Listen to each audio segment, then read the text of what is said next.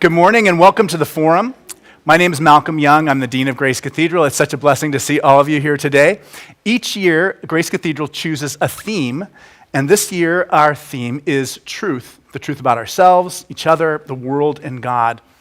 As our guest today writes, we are facing a lot of trouble on all fronts, and the first step in making positive change is to call out our troubles, our American crises, and call them by their true names. When I was invited to become the Dean of Grace Cathedral, the same day, I thought to myself, wow, that means maybe I'll be able to invite Rebecca Solnit to come over, and she might even come. And I know she's so busy with so many things and working on so many projects, and we love to read your books, so we appreciate you taking some time away from writing books to being with us. But Rebecca Solnit is a writer, historian, and activist. She's a product of the California public education system from kindergarten to graduate school, and the author of 20 books, among them The Mother of All Questions, Hope in the Dark, the international bestseller Men Explain Things to Me, a trilogy of priceless atlases of American cities, and most recently Call Them by Their True Names, which just this week has won the prestigious Kirkus Prize for nonfiction. Thank you. I was going to say, please join me in welcoming Rebecca Solnit, but we're all really well. Thank you all. We're very well trained. Thank you so much for being here today. I was telling my wife, I said, it's like a little bit like if you met Robert Redford, but I don't even know if Robert Redford's he's probably not a contemporary famous person, but for her, no, you're my Robert Redford, I guess. Can I be the Sundance Kid then? Yeah, I love that. I don't remember the other ones. Okay, can I rob something? Probably not. Oh well. In Infinite City, you write about the Pioneer Monument. You write, truth is the simplest of words and maybe the most demanding, the one that measures all other words. And then recently you say, truth is calling things by their true names. So what does truth mean, and what do the words we use have to do with it? A lot of us had postmodernism sprinkled over us in college or graduate school, but there's a weird way the right has kind of weaponized all those notions of relativity, subjectivity, alienated signifiers and things like that. I think for science it means facts and empirical method. For journalism, which is what I was trained in at Berkeley, it means verifying your data and not saying anything that can't be verified, or being clear when you're a writer, an essayist like I am, between what you think might be true or what you wish was true, what you imagine is true, and what you know to be true, as in actually happened.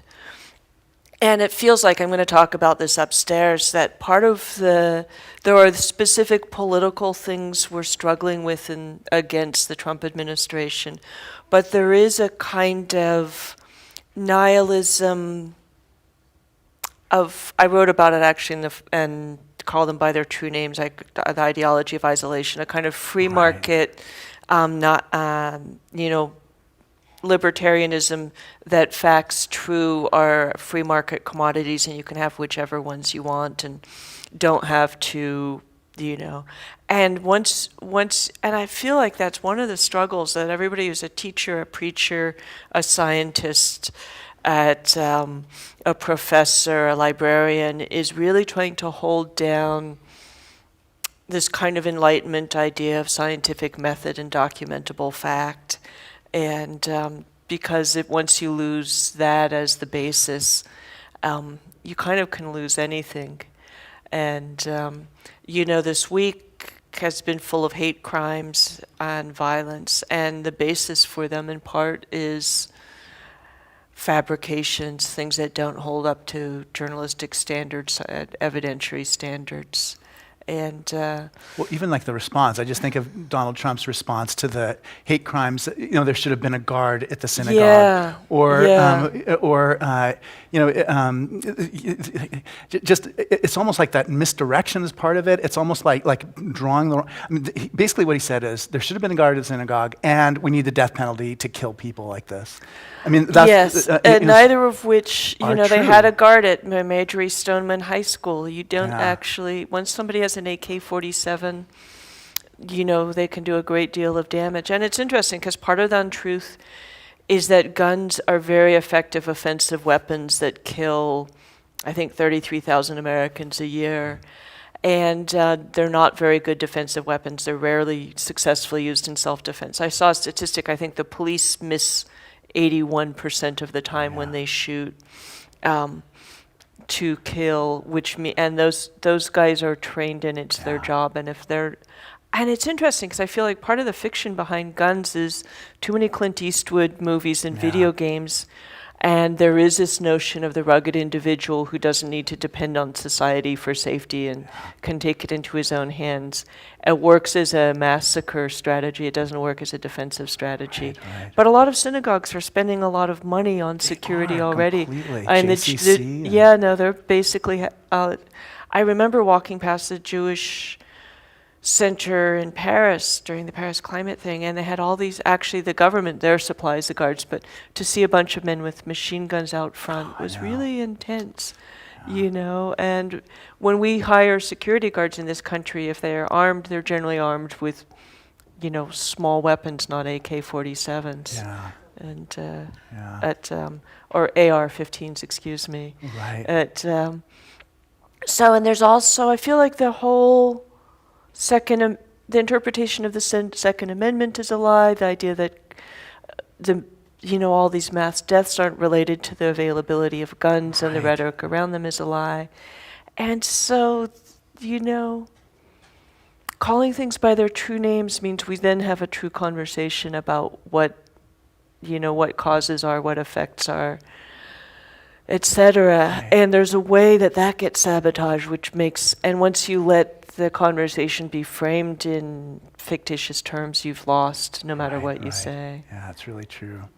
I think so much about what you must have been like as a child. When I was a child, I loved the libraries. Do you know what I mean? And I loved all the librarians knew me by name, and exactly. I loved the smell of the books and the nonfiction books and the fiction books.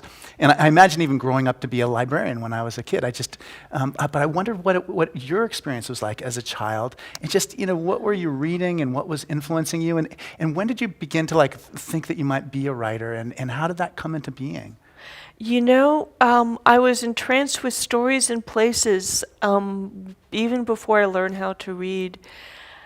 And I had this sense of boxes and of words. I remember looking at a billboard when I was 4 as this thing I couldn't access. And my mom says that I learned to read like the first week of first grade, and suddenly books were, I could open the box and access what was inside. Because a book, it is shaped a lot like a treasure chest. Yeah. And then I was off and running. In the first semester of first grade, I actually did want to be a librarian because they spend all day around books, and that's so great. Exactly. And then I realized somebody writes the books, and that was when I made my third and final career decision. The first pre-literate one was ballerina, and then librarian, and then I was going to write books. And what that meant and how you do it and stuff took another 15 years to get close to. But I love books, and I was a weird kid. I was a girl in a family of boys. We were a liberal, half-Jewish family in a kind of conservative, occasionally anti-Semitic town, Nevada, where all the San Francisco cops lived when I was growing up. That's where my uncle lived. Yeah, so Yeah. And it's a scary place with beautiful landscape all around it. I lived in the northernmost subdivision and really in the county in those days. North of us was nothing but open space, and that was a refuge. And south of us was a really good public library, that one walking distance back when kids were free-range animals and you could go off by yourself. And so that's where I spent those two places. Go north for open space, go south to disappear into the other worlds of books. And the books were, and I read everything. I read my brother's sci-fi books. I read my parents' adult novels. I read the backs of cereal boxes and things, but the Narnia books. Yeah, I love those books. I remember exactly where, it's not too many books there you remember exactly where you were sitting when you were reading, but I remember reading The Last Battle and the year I broke my arm during the summer, and I just remember all the feelings of being in this dark room and reading that book, and it's still with me. There was a great guy, I think he was the special ed teacher, who knew I read lots of horse books, who handed me The Horse and His Boy, which is the Narnia book set in the anti-Muslim Kellermean land. But it is a great book, and I read that, and then I read all of them. and I was often running. And there was a wonderful bookstore owner who had a bookstore called Amber Griffin, a very 70s bookstore, who let me buy the books one at a time with my allowance and then gave me the box. Oh, how nice. And I've written That's about so them, nice. and like I still own those 7 books. It's all pretty kind of dog-eared and tattered, but I'm literally the only person who's ever touched them, I'm pretty sure. They are so smudged with the dirt of my dirty little hands. But I read horse books and, kind of trying to think. Zilphia Keatley Snyder, who is a great California fantasist. Oh, yeah. And her books actually had like live oaks and California stuff in Yeah. them. She wrote a great book about a fatherless boy who gets wings from an old magician, set here in San Francisco, called Black and Blue Magic, because he's a clumsy flyer and bashes into things. She wrote, and I'm trying to think, just all these people, all fairy tales, a book about goat husbandry, Japanese as well as Greek mythology, and really I was just like, like a caterpillar or a wool moth eating my way through everything. And I felt the same way. I mean, and even when I had our own children, we read every picture book that was in the library, because we have 70 books out at a time, and we'd read 10 a night, and because picture books, you just and it changed my kind of visual literacy, just those books, because I really started seeing the world in a different way, because there's so much, because you have to read the pictures. Do you know what I mean? Where you read a sentence and then you pause. It's kind of like postmodern theory. Yeah, it is. Only reading fun. Derrida. Yeah. Well, no, because when I was reading, still with philosophical things, it's like you read at a word, a sentence, or a paragraph, and then you have to kind of pause and interpret, digest, situate, and then you can go on. It's not like galloping through a novel. Right. Yeah. One of my teachers was Larry Buell, he taught American history, or American literature at Harvard. Yeah. And what he loved was that romantic walking literature. And so when I found Wanderlust at the Harvard Coop in the year I had a baby, and I'd go walking every day, and I was reading Wanderlust as I went. And so reading about and when I moved to the suburbs, that's what I was reading. And it really helped me to understand why the suburbs felt so confining and so not human scale. But in that book, you write, walking is an indicator species for various kinds of freedoms and pleasures, free time, free and alluring space, and unhindered bodies. So you know more about that literature than almost anyone I've ever met. So I did when I wrote that book 20 years ago. 20 years ago. But how does it inform your vision of things? I think a lot about how people live, what kinds of spaces we make and how we inhabit them. There's a tendency by a lot of urban planners, and I've seen it with people working around pedestrian and bike space, to feel that infrastructure is God, build it and people will obey it. But one of the shocking things I've seen in San Francisco in my adult life is it go from a place where people really knew how to be urban, where people walked a lot, took a lot of public transit, et cetera, to, I think we have a lot of young people coming here from the suburbs who really think that a car must mediate all travel, which means that you're staying enclosed in that private space. And then also everybody's, we're living in a zombie movie where everyone's walking around like this. And one thing that happens is you don't make a lot of human contact. And I think a lot of young techie, we have multiple cultures. I moved into a black neighborhood in the Western Addition when I was 19 and really got schooled by a Southern black culture of interaction, of greeting people. I also got harassed a lot everywhere in San Francisco because I was a 19-year-old blonde girl. But there was a really warm thing in that neighborhood of people greeting each other and interacting that I really came to love and value, and I live in the Mission now and see it there. And but there is this white suburban thing of like, my privacy is sacred, don't violate it, don't make eye contact. And I see young techie people where if in New York or New Orleans, where I spent a lot of time, you can make a remark to someone on the street, just kind of like a wry remark about the crazy driver or the weird altercation. And here in San Francisco, people often look like, are you mistaken? Do you think you know me? Strangers must not speak to strangers.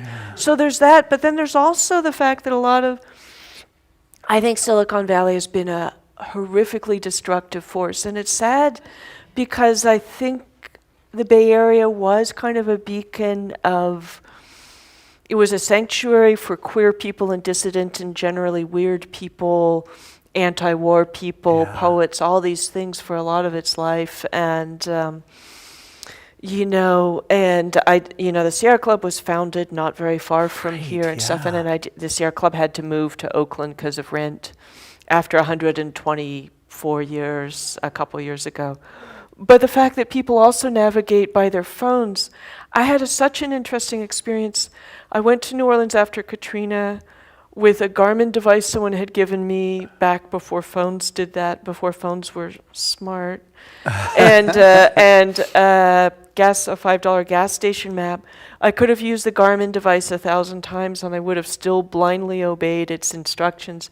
It was useful because there were a lot of streets without lights and without signs, 6 months after Katrina, and the many times I returned after that. But with the street map, digital cartography masters you and you obey it blindly like a servant. A map, you learn until you are the map. I learned my way around New Orleans, and as my partner can testify, I can navigate New Orleans. Like, I'll get lost, and the streets follow the bends of the Mississippi River, which goes north, south, east, and west as it wends its way through the city. But I know my way around generally, and the major streets and stuff. And that's because I used it. You use a map and then you wing it, and you have to memorize the map a little because you don't look at it all the time while you're driving or walking. And then you're like, well, here's the parallel streets, and here's the streets named after muses, and like in San Francisco, you learn the alphabetical streets and the avenues and things.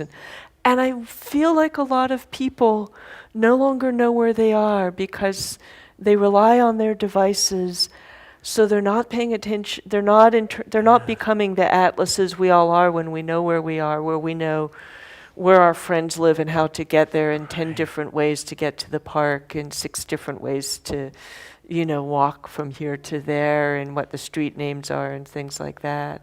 I remember being at Berkeley and just choosing the most beautiful walk that you could take, like the most beautiful, like I wouldn't think, what's the fastest way to get to Dwinell Hall? Yeah, like, did you go to Berkeley? Yeah, I did.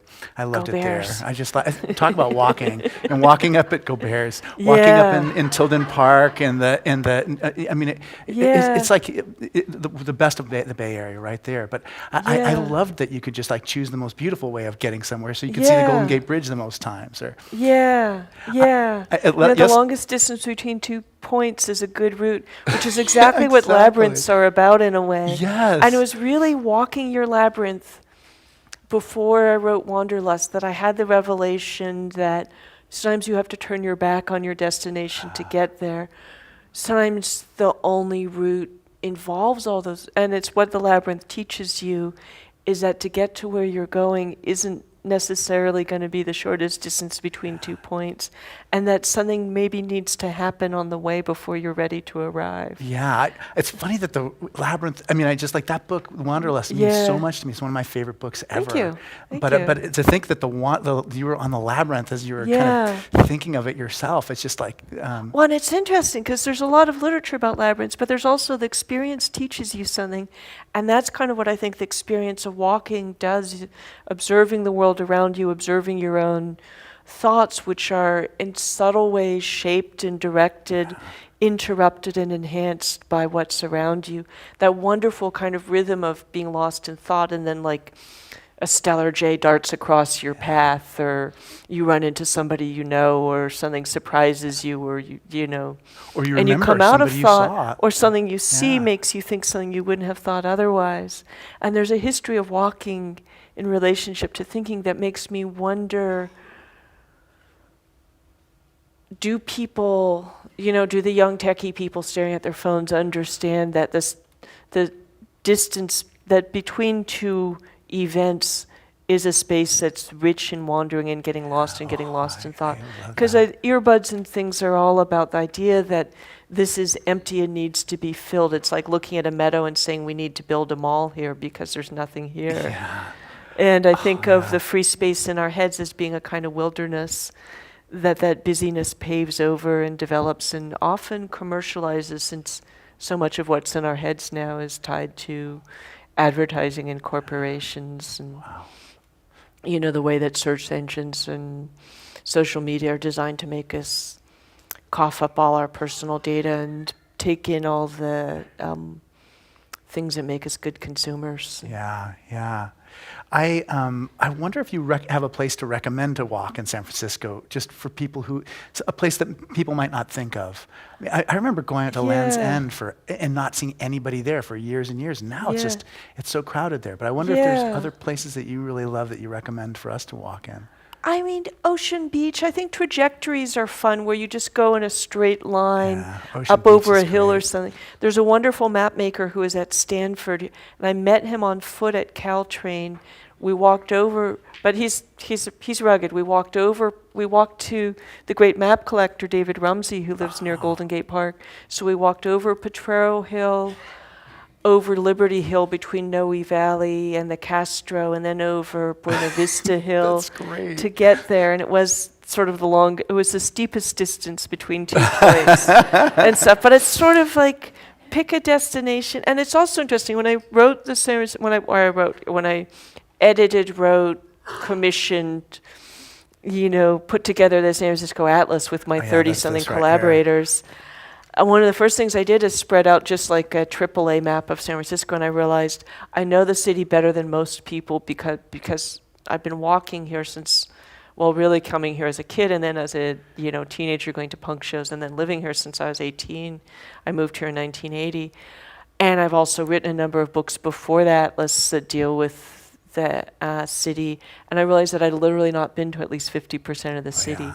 There's these people, I'm not sure I would recommend it because you have to be relentless and want to see everything, but there are people, mostly men I've heard about, who decide to walk every street in a city. Like Gary Camilla, I think he's the kind of guy who does that. And there are a lot of places like Excelsior and stuff that kind of aren't on the map of, there's the old city but... Yeah, and there's a lot of places I just love the city because there's so much to explore. And I do think there's huge gray areas that aren't filled in my internal atlas. You know what I mean? I haven't been there. Maybe you should have a dartboard map and some darts or something. Yeah. Well, even if you didn't walk every street, but you walked every neighborhood at least. Yeah. I mean, that's doable. Yeah. I know that people are going to want to hear you talk a little bit about just violence against women. Yeah. That's one of the things my daughter and I share in common. She read Men Explain Things to Me, and I read it too. And it was in there you write a woman is sexually abused every 9 seconds in the United States. Domestic violence, I think every 9 or 11 seconds, or about a rape a minute. Yeah, and then you also mentioned too that pregnant women are most likely to die because they're getting killed by their spouses. Yeah, gender violence by former and current partners is a leading cause of injury for women worldwide between the ages of 15 and 44. And for such 30 years of their life, that's the number one. And what I loved about what you taught me as I read these sections, these essays. Thank you. Sometimes I can't. As I read these essays, was just our tendency to say, "Oh, that's an isolated incident." Yeah. Instead of just seeing the larger cultural whole, and that there are other societies that don't. Yeah. But I wonder if you can speak a little bit about that, because I know it's so much on our hearts and minds, and I wonder. I mean, it just seems like you call it a pandemic of violence, and I wonder if there's what our next steps are. How can we begin to make progress on it? It just seems enormously important. I think we are. I've dealt with immense street harassment, as everyone who's been a young woman walking around on her own does. Whatever their hair color. I did make the blonde joke, but whatever their race, whatever their orientation, and I was really it was really here in San Francisco, which is supposed to be like all liberal, progressive, better than. And there was so much misogyny on the streets. I think I have a friend with a 15-year-old daughter who on Pacific Heights, and her daughter said something sarcastic back to a guy who's sexually harassing her and her friend this summer, and they immediately got the kind of death threat that I was getting then. And what happens when you get a death threat for not accepting somebody's right to sexually harass you. It really tells you it's not your world, it's not your city, your rights don't matter, he has power that you don't, he's asserting his power over you. And it's really, but what is exciting, and I wrote about it, my first cover story probably ever was the cover of Maximum Rock and Roll, the global punk rock magazine that functioned like a website for all these little punk communities in like Croatia and Bolivia and stuff, all these decades. And it's called War Against Women. And I was really trying to get people to recognize that this is an epidemic. And everything was treated around violence against women. We could not talk about it the way we talked about other kinds of hate crimes, as an epidemic, as something that's a pattern, as something that has cumulative effect, as something that affects a class of people, et cetera, is always either, is blame the victim, why was she with him, what was she wearing, why was she there, why didn't she do everything right, why wasn't she, an asexual superpower, rich person with whatever. And, you couldn't get people to talk about it. We almost talked about it when Nicole Brown Simpson and her friend were murdered. Right. But O.J. Simpson's lawyers cleverly made him the victim and made it about race. And that conversation kind of withered away, although apparently domestic violence reporting went up. Anita Hill did make us have a conversation about sexual harassment that was very important and doubled the level of reporting. But really until something happened, and I think it was, people keep treating Me Too like it's this new thing that just happened, and I think it's the culmination of decades of feminist work, and that what happened a year ago this month, and what more was an intensification of what's been happening for the last 6 years as feminism reached, and feminists and people who support feminism of all genders reached a critical mass to change the way we told the story, what stories we told, who we believed, who mattered. And it was the campus anti-rape activists who achieved a kind of momentum in 2012. It was the Steubenville sexual assault by high school students against one of their peers, the New Delhi rape, torture, murder. And those things really somehow, and there have been many things like that, many incidents like that, many responses, but suddenly we had a critical mass to say this is urgent, this is epidemic, we have to address it as a categorical, pervasive problem rather than treat each incident as isolated. And we began to have that conversation I've waited my whole life for. And Me Too, I feel, is the culmination of having women and feminist judges, women in feminist leadership at universities, at newspapers and television stations, and et cetera. There was a very striking story a year ago by a woman who said, I actually tried to blow the whistle on Harvey Weinstein at the New York Times, and my male editor said, I don't see why this is important, and killed the crucial parts of the story. And so and you think of all the women he assaulted between 2004 and 2017, and that's partly a lot of trauma could have been prevented. Yeah. But, and it's what's shocking is the silence. How did some of the most famous women in the world get these famous actresses, how were they rendered voiceless?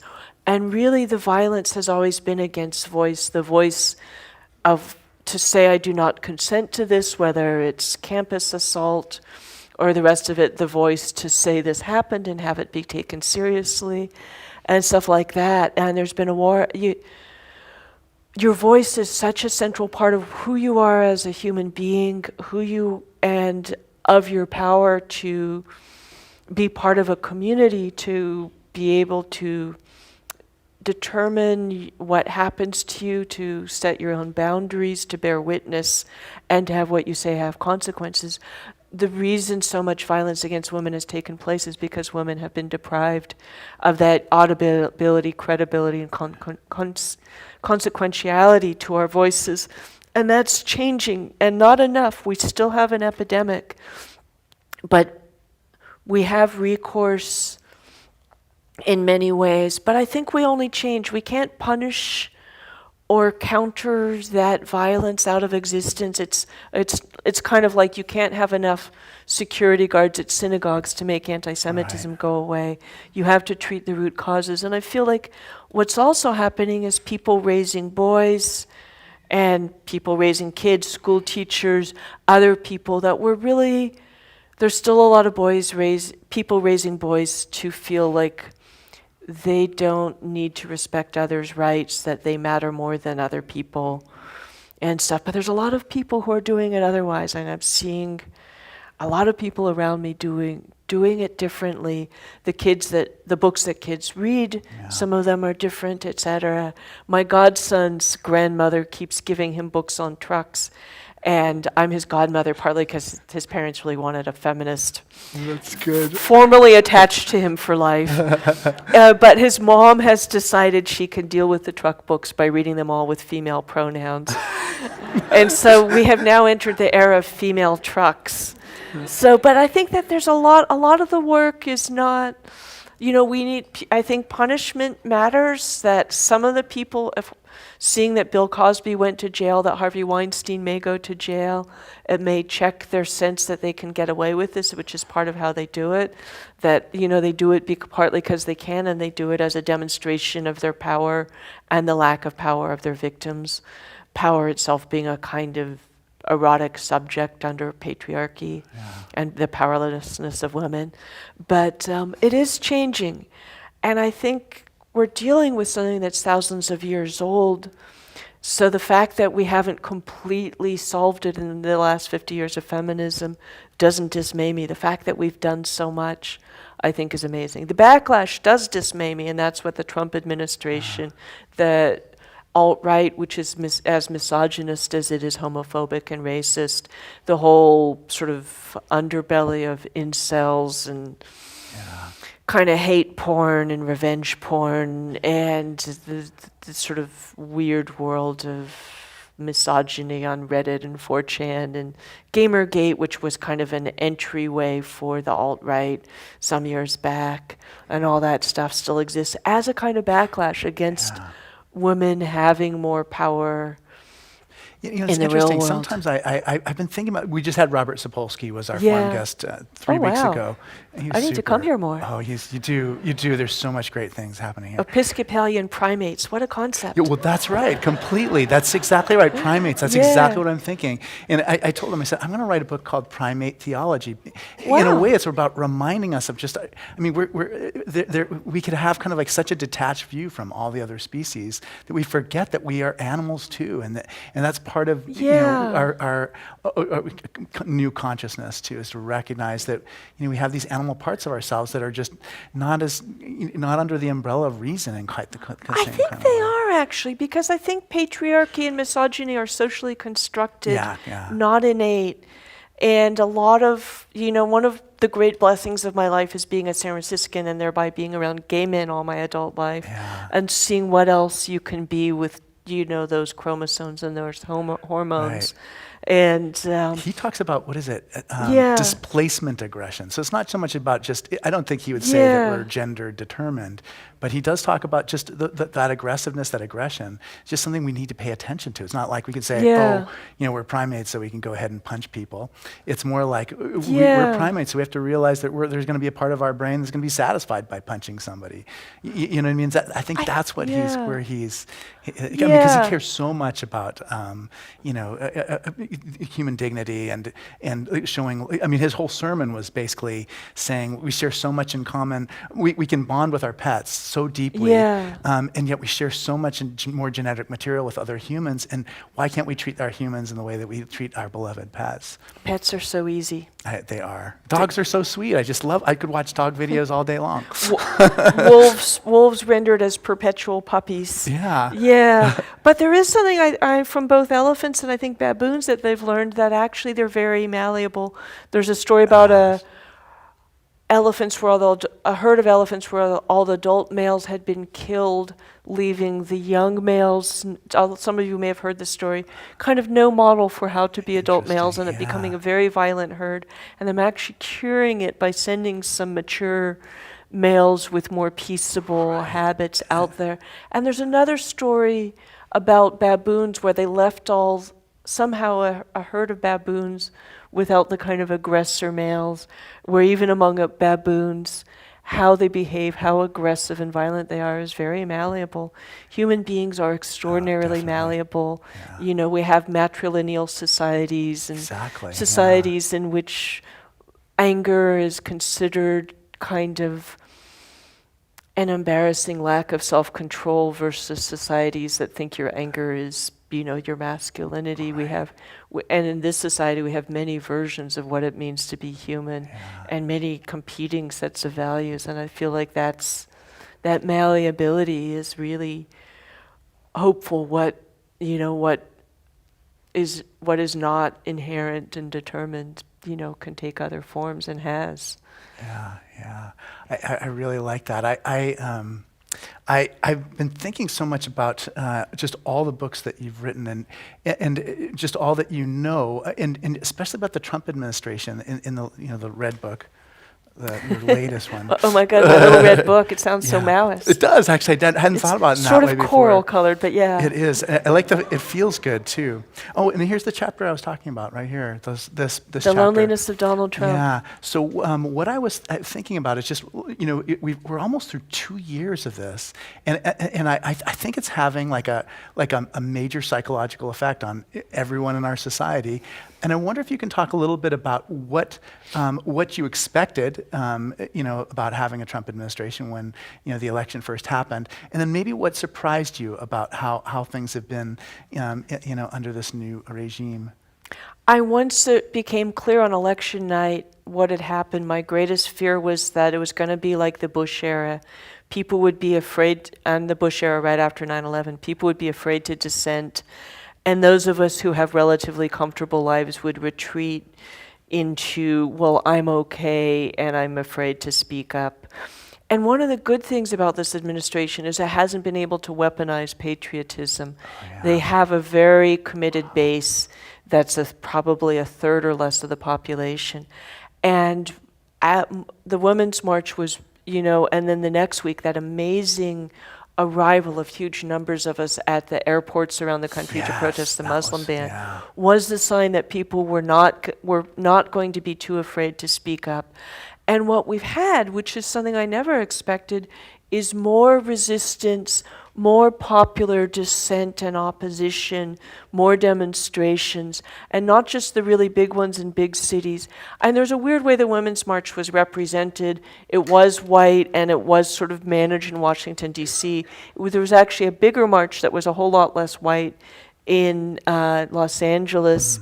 I was in San Francisco with our Muslim migrant friends, on a very rainy afternoon. And and there were women's marches in little towns in Alaska and North Dakota. My friend Erica Chenoweth has taken upon herself to start the crowd counting consortium, and the first thing she counted was the Women's March, and crunched the data on the 5,000 plus demonstrations to say this is almost certainly the single largest protest in American history. Wow. So there has been this tremendous insurgence, and I'm going to talk about this in I guess it's a sermon. Is it a sermon? A sermon. This sort of Buddhist Catholic Jew is going to give a sermon in an Episcopalian cathedral it's just a great. Because I life love is weird. That. With her Hindu and Muslim friends. Completely. And that's my dream right there. I just think this is going to be great. And what was I going to say? But so it's that people are not afraid has been really encouraging, or that they've overcome that fear. And I think people who are migrant, who are trans, who are Muslim, who are being targeted, I'm not saying that they have every reason to be afraid, but like that people have not been afraid to stand up with and for those groups, and to insist on not being separate, to not be like, well, I'm not, that whole... Right. What's that minister? They came for the Muslims, but I wasn't a Muslim. Right, exactly. Caitlyn Jenner is just having that rude awakening. But whoever we are not Caitlyn Jenner mostly. And who kind of soft pedaled, was pro Donald Trump even as a trans woman, and then was like I didn't really think they'd come for me, which is what a lifetime of privilege may have Yeah, no, left her unprepared for. I love that idea of weaponizing patriotism too, because you're right. I don't feel like there's a sense of being unpatriotic when you're being critical of the current administration, and maybe that's partly where I live and partly my own situation. I think it is hard in some places. Who was telling me about a friend in small town Wisconsin who's like the one outspoken person? I think also social media has developed in a different way than it was then, so that, just the same way that gay kids in small conservative communities can find it gets better support online, that people know online that they're not alone in this dissent. And also it is the Democrats can always be better, but there have been a lot of powerful, outspoken people. The LA contingent of Ted Lieu, Adam Schiff, and Maxine Waters has been amazing. And we do have, and partly also even, 15 years after 9/11, this is a really different country demographically. It's much less white. And much further along, I think, in this evolution, feminism has had a lot of success. Rights for gay people has had a lot of success since in these 16 years. Yeah. The future of the U.S. is not white. In 2045, we become a minority, which I think is kind of awesome. Yeah, me too. Jeff Chang was here 2 weeks ago. Really? Here's what he said. We need to come here. You have the greatest people. I mean, Jeff Chang was amazing. Jeff. Oh, yeah. He's a friend, and he's my classmate at Berkeley. Really? Yeah. But anyways, what he said was this. He said Arizona is where California was in 1995. Yeah. And that really helped me understand what was going on. I mean, to think of, Pete Wilson obviously Donald Trump is no Pete Wilson, but it did give me a different frame in which to see what's happening around us. And Arizona and Texas are interesting because they're going to be Latino majority states, and they're pretty close. And in Arizona, whiteness is old and brownness is young. Exactly. And there is an interesting thing. And I was looking at a lot yesterday around this massacre in the synagogue, which I'll be talking about, and reading the names and stuff. But there is this fear of not being the dominant majority. Yeah. And it's interesting because it feels like it comes out of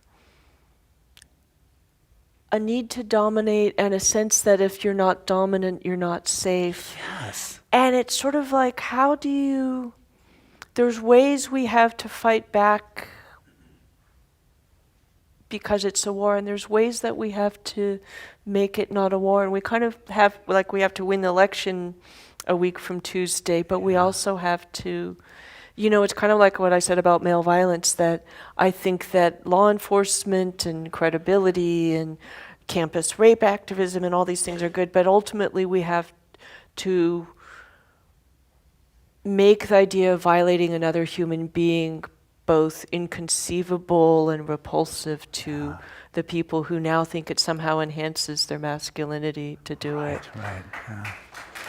And I think that ultimately that's what ends this uncivil war, is bringing them over and letting people lose that fear. And I'm excited about a non-white future because all the polls we have now show that in terms that non-white people are much more progressive on climate change, the environment, social services, taking care of the vulnerable. Everything, we may be a more humane society as a result. Yeah, we now have clarity that white people are the problem. In terms you look at the white violence people, that we've been. But it's like the Republican Party is a white people party. Support for a lot of these really monstrous things is largely a white position. And, about 20-something% of Asians and Latinos did vote for Trump. Yeah. I think less than 4% of black women. And, far more white men than white women. Yeah. And, I'm so glad that helps me so much to understand that mystery of just like that dominance and that insecurity. Yeah. It's white fragility, basically. And that's part of what I love. It's white fragility that assumes it's all war and that we're, and it has a kind of competitive model. Like, since I want to take everything from you when I'm powerful, I assume when you're powerful, you want to take everything from me. Yeah. Been thinking about this Ray Bradbury story. I haven't read since I was a kid, but it's like we destroy Earth and settle Mars. It's very much the rocket ship era of sci-fi. But black people have somehow become the dominant. Do you remember that one? They become the dominant population on Mars. White people as refugees are arising, and black people are deciding, are we going to send those people to the back of the bus? Are we going to have a reverse Jim Crow? Right. And they just don't have the heart to do it. And it's this beautiful Ray Bradbury, because he was this kind of LA liberal progressive I just dreamer. read Stranger in a Strange Land within the last 10 years. It was good to read things you read as a child again, I think. And it does have a lot of Playboy Mansion qualities to does, it. You're totally right. But, it does completely. Smokers' jackets and whatnot. Yeah, and voluptuous, willing babes. And right. With first names. Yeah, with first names. But it really, but the Bradbury story is really interesting, and it's really like South Africa after apartheid, and it's interesting. I've been thinking about what we've been having with Me Too is like a truth without reconciliation. And I've been talking, actually, I had an amazing visit. I was just at Boston University Wednesday, and I was the guest of a man whose focus has been a kind of truth and reconciliation process in Ireland, a devoutly Catholic country that was so viciously punitive of unwed mothers with the Magdalene laundries. And one of the things they've had to do is recognize the mass graves of children who somehow died in the care of nuns in Tuam in the west of Ireland. And there's and I don't know if they're, what that will look like, but they've created a space for all these women and there's a way that the fact that nobody, and whether you deal with anti-abortion movement or with these women who were forced to become kind of nameless, silenced, disappeared from society, shamed slave labor in these laundries, they're bringing them back to tell their stories. But one of the things that he talked about that really kind of shocked me, and there's a wonderful Mormon woman who did this long string of tweets that went viral. Nobody ever gets pregnant on her own, except you're an expert on this, maybe. Well, the Virgin Mary did not get pregnant on her own, but it wasn't a dude it's the exactly. Ultimate thing that happens. It wasn't a dude. So we have one exception, right. but the fact that none of these pregnancies happens, you can become pregnant without a man with the help of a laboratory and a sperm bank and things like that, but no, there are no accidental pregnancies that men are not involved in. And it was really kind of shocking to hear him talk about the fact that nobody's ever addressed that all of these women forced into the Magdalene laundries got pregnant by someone. Where are the men? And the same with abortion. If impregnating, all these punishments they want for women who want abortions, if they were for men who impregnated women who didn't want to have pregnancies, we would be living in another galaxy. But it was interesting just hearing this truth and reconciliation process, this process we have that is also happening around Native American voices, and that has been a huge influence on me, of spaces often created by the people who've been silenced, creating their own spaces to tell their stories. So in Ireland, the Magdalene laundry survivors are coming to these conferences and telling their stories, and it's kind of this national truth and reconciliation thing. So I feel like we don't have reconciliation, which is when the victimizers have to participate, have to acknowledge what they've done, have to listen. But we do have, and that's, nobody's writing about, how I raped her. Right. And I suspect a lot of the women in the Magdalene laundries were rape and molestation victims too. But we are changing, and it is Yeah. encouraging. Naomi Tutu was here last week, and she Yeah. talked about truth and reconciliation processes. Yeah. And she said they work best on the most local level. Yeah. And then she also said, there are ways, there are like creative racial reconciliation things that we could do just around, Yeah. African Americans who served as GIs, and kind of like a Yeah. renewed GI Bill for them, et cetera. One of the things we do, I forgot to tell you about this Yeah. beforehand, we take questions. Oh, So I saw. there may be questions. There's like a Rebecca little told note me. card on your seat that you may want to write a question down. And then Rebecca Nessel is collecting those. She's already getting some Wow, from the we've got people who lots. are here. I know, tons. Before we move to these, I wanted to ask you about two kinds of questions. About inequality was one. Like why, inequality is something that we can do something about through the tax code. Yeah. Why do we persist in making our society so much more unequal over the last 30 years? That was one kind of branch of questions I had. And then another branch of questions was just about nuclear weapons. I mean, we just seem to be moving backwards with in terms of our care for abolishing nuclear weapons. And I know you've thought so much about that. I was wondering if you had something to say about those two issues. Nuclear weapons is so big. I don't think I'll address it, partly because the other question is so interesting. Yeah. We've had. A lot of you look like you're at least as old as me. I now look back on the 1970s as a kind of socialist utopia, because it's the closest this country ever came to economic equality, in that corporations and wealthy people paid a lot of taxes. Yeah. And we had sort of maximum amount of social services. Healthcare, education, and housing were not crises for a lot of people, resulting in bankruptcy, homelessness, untreated illnesses, etc. The University of California was still almost free. California still had the best free public educational system, in the country and arguably in the world, and etc. Yeah, it was $620 a semester was our tuition. Yeah. And and there's two things there. One is the kind of scarcity, the tax cuts, which have mostly benefited the corporations and rich, but conservative people were convinced to buy into tax cuts with the idea that, to get biblical on you, I am not my brother's keeper. I don't owe anybody anything. The poor are deadbeats who are poor by their own, moral failings and deserve to be punished. And I'm not connected to people not like me, so people who are not my race or religion or, now political orientation.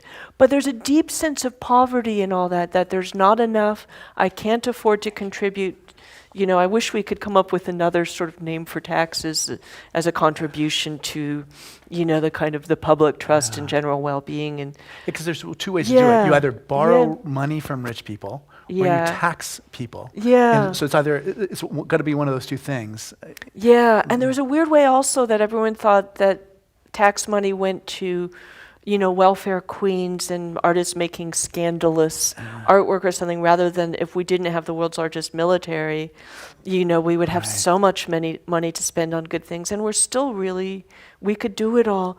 But there's also something I've been so interested in as a writer, which is trying to find the language to value things that aren't quantifiable.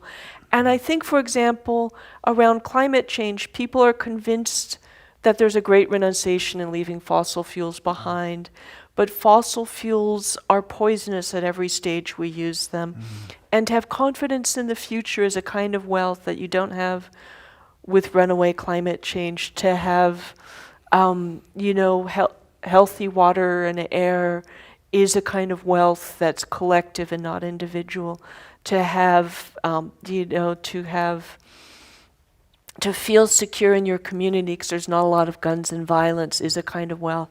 And so finding the language, and I think it's your job and my job to find the language to get people to recognize other kinds of ways in which we in the United States, including those of us who are middle class and have lots of money and things, are poor because we live in a society, a violent society, a fearful society, a society with a lot of hate, a society with a lot of loneliness and alienation. Like, what are these intangible wealths that we would have if everything was different? Bill McKibben's Deep Economy is a beautiful picture of how responding to climate change requires us to become much more deeply situated in our communities, to literally decentralize power by how we produce electricity as we move to an all-electric society, but that which also takes away the monstrosity of the fossil fuel powers that are the Saudi government, the Koch brothers, Exxon, Chevron, the role of fossil fuel in warping the U.S. government, and the Russian, Russia is a petrostate essentially, and that's a lot of Putin's agenda is around maximizing profit off fossil fuel, which is part of why he supported Trump and corrupted our election and stuff. So you see, all these ways that we're poor that we don't know because, if wealth is described as just having lots of stuff. Yeah. And I think that's part of what we need to address. And I think someone like Beto O'Rourke, some of the more visionary politicians address it now, but I think we need to do a better job. And it's present in some ways as true cost accounting and stuff, but it's not. Do you remember, did you ever read Eco City Berkeley by Richard Register? I didn't. That kind of reminds me of that. It's like a 70s, 80s book. Yeah. So I've collected a few questions, and I have to confess something, that the reason I always sit in this chair is there's the clock that's up on the wall there. Oh, okay. And it's not working. Time stood still. It just sounded like I was talking forever. It did. So time stood still for me. Okay. Can you imagine? I'm so embarrassed that it could really actually funny. stop like that. Okay. And I wouldn't even notice. Do you know what I mean? I guess it moves more slowly. But I feel badly because all of our friends, that one is correct. Yeah. I asked them to put that one in there so that I wasn't the only one who got to see what time it Yeah. was. But we have some lovely questions here, but we're not going to be able to get to all of them. But one question that's just a very simple one on the top of this is, what does hope look like? Is kind of a question to begin to wrap things up. We have 2 minutes. We have to stop on time. Two-minute hope. We have to stop on time because you have to get ready. This will be soft-boiled hope, not hard-boiled hope. And hope is a sense of possibility, and it's acceptance that the future is deeply uncertain. My partner and I went to see Wings of Desire, that beautiful movie made about Berlin. That's one of my favorite and Angels films. in Berlin, and mine too, in 1988. And Wim Wenders. Yeah, and what's amazing watching that movie in 2018 is when that movie was made, the Berlin Wall, for all intents and purposes, seemed, if not immortal, at least inexorable. Like, people really thought that the Cold War divide of the Soviet bloc and and the capitalist bloc, what might last another 100 or 1,000 years. In 1988, nobody saw that. It had 1 year to go. Yeah. And so hope is about coming to terms with uncertainty. Both optimism and pessimism are a form of, and despair. Despair turns a feeling into an analysis. We know what is and isn't going to happen. Pessimism is that everything's going to the dogs no matter what we do, so it completely gets you off the hook. And optimism is everything's going to be fine, and it also completely gets you off the hook. My version of hope is just this sense of coming to terms with uncertainty and all the possibility implicit in that, with the tremendous responsibility that gives us to change the outcome. And I said a week or two ago in response to this, like, don't ask what will happen. We are what will happen. Yeah, right. Oh. And that's where, that might be a place to leave us. Yeah, thank you so much. Thank you. Thank you all.